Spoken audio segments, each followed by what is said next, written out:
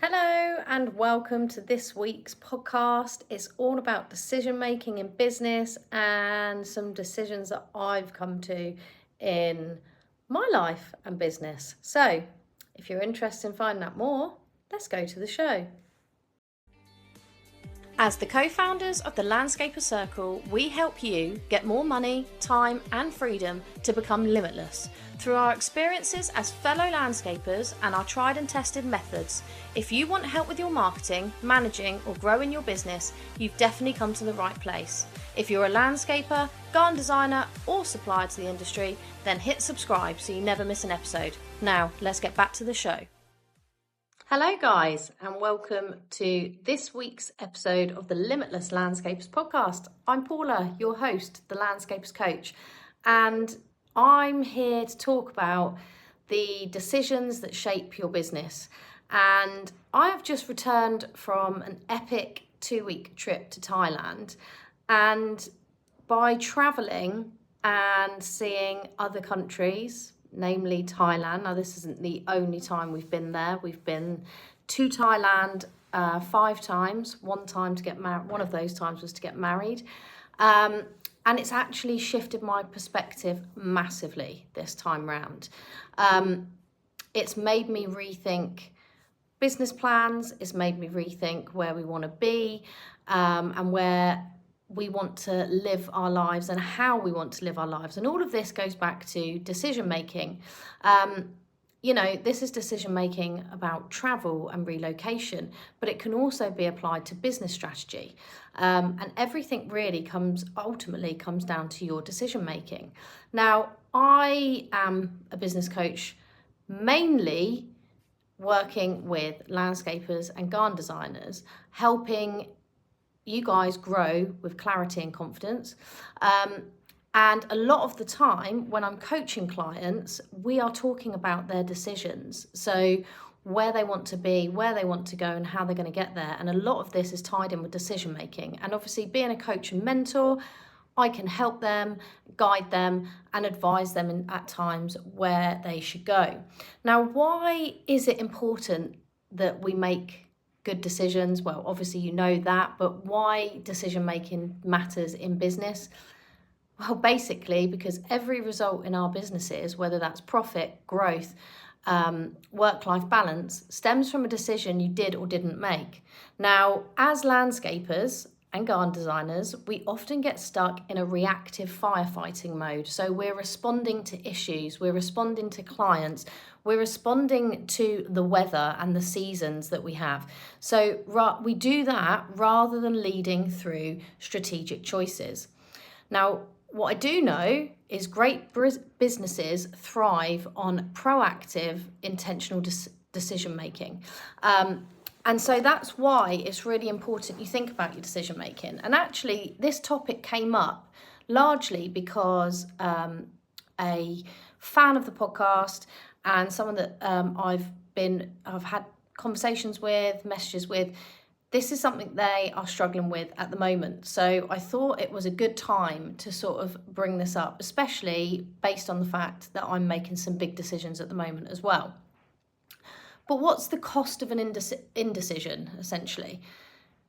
Indecision is still technically a decision, but it can become very expensive. It can be an expensive indecision. So you might wait far too long to hire the people you need to grow your business. You might wait far too long looking at your cash flow forecasting, thinking everything's going to be all right, and it doesn't, and your business fails. It could be that you need a piece of equipment and you are not making that decision quick enough, and therefore it breaks before you've managed to trade it in, for example. Or it could even be something as simple as raising your prices quicker.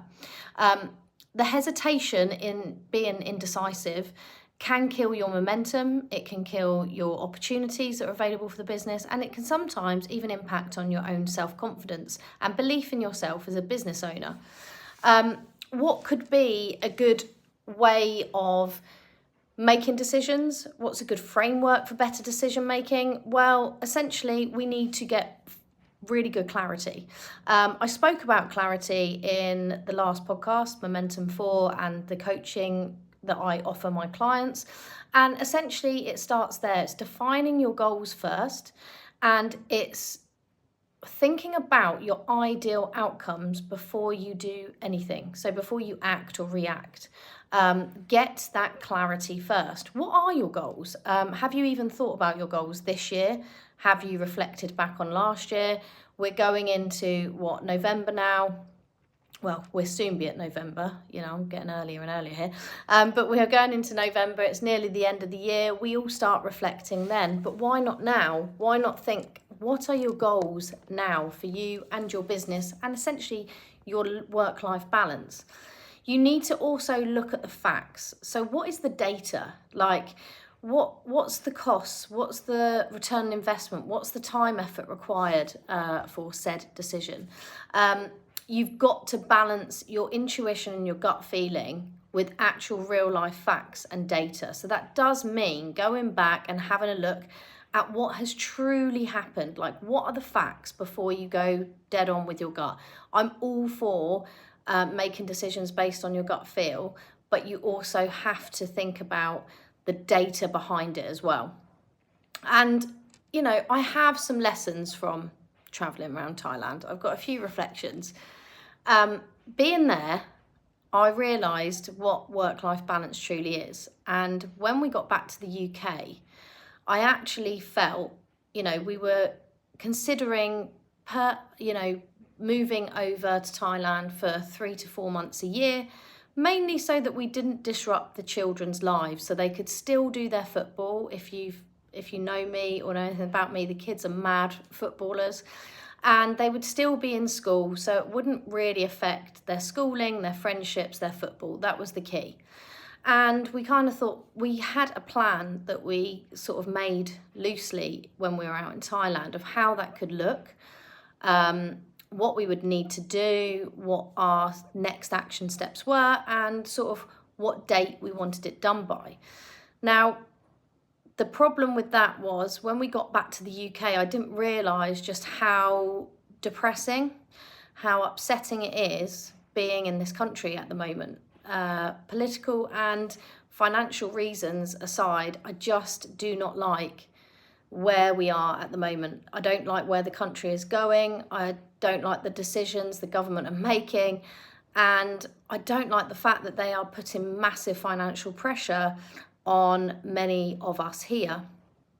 So I started thinking about, why would we stay somewhere that is not a positive, it's a massive negative. I mean, I can think of positives, i.e. my family and friends are here, but other than that, there is nothing here for me and my family.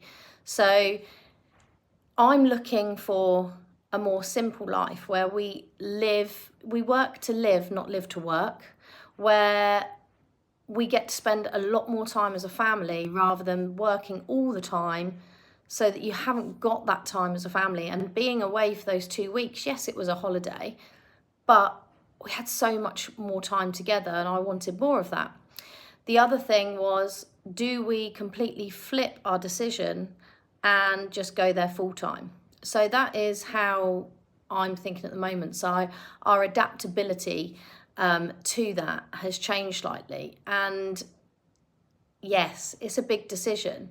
But my major thought behind this, and what I've always said throughout my life and when I've made big decisions, is, will I regret not doing this? And the answer is yes. If I stay here for another 10 years in the UK and watch the country go into decline, and therefore our lives and our lifestyles go into decline, am I going to regret making that bold move? Yes, I am.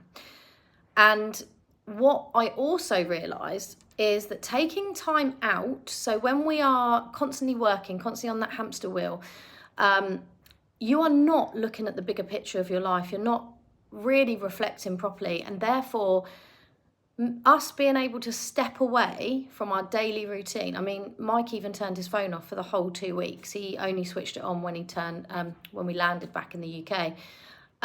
It can give you real good clarity on where you truly want to be, and also give you that courage to make bold moves and bold decisions. So sometimes you do need a bit of distance, and a bit of downtime in order to make the right call for you.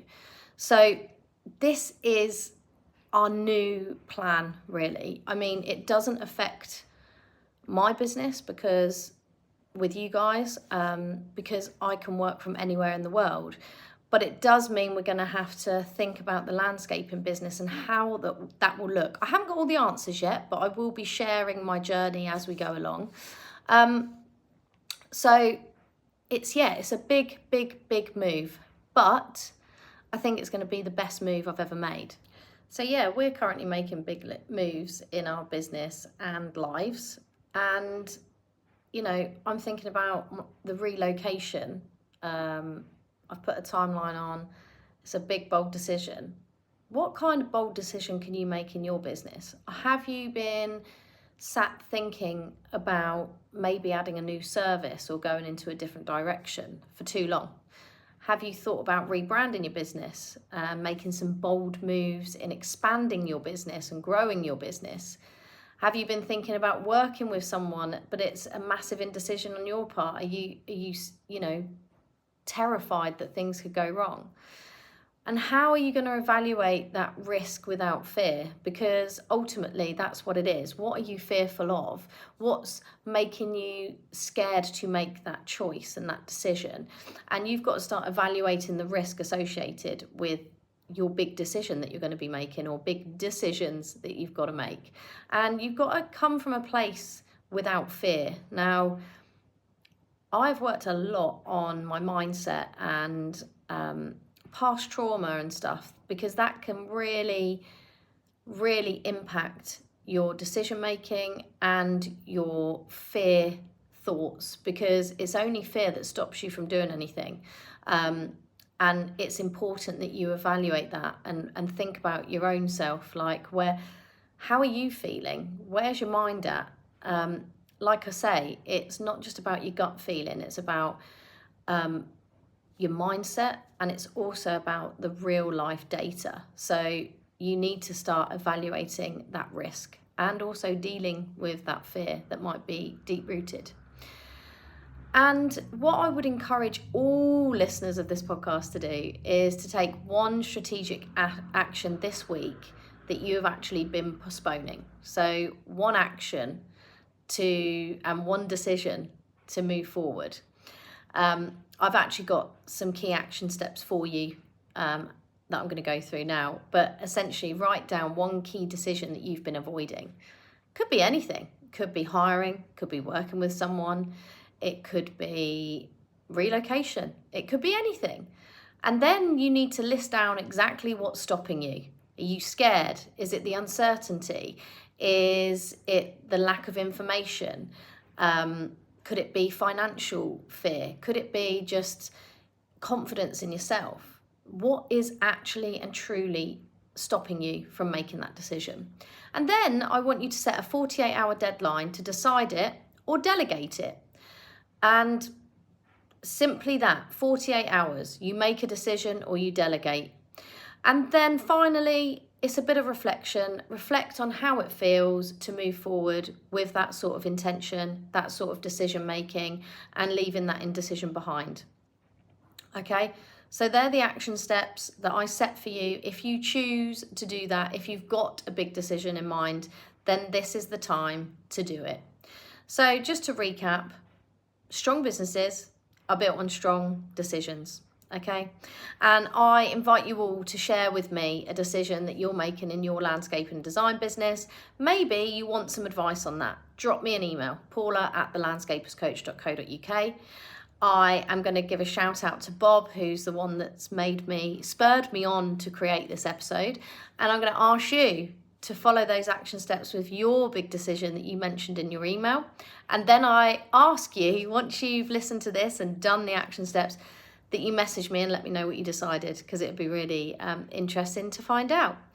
And then finally, if I can make such bold moves, such as relocating my entire life and family 12 hours away from the UK, pretty sure you can as well. Even if they're small moves, you can do it. I know you can.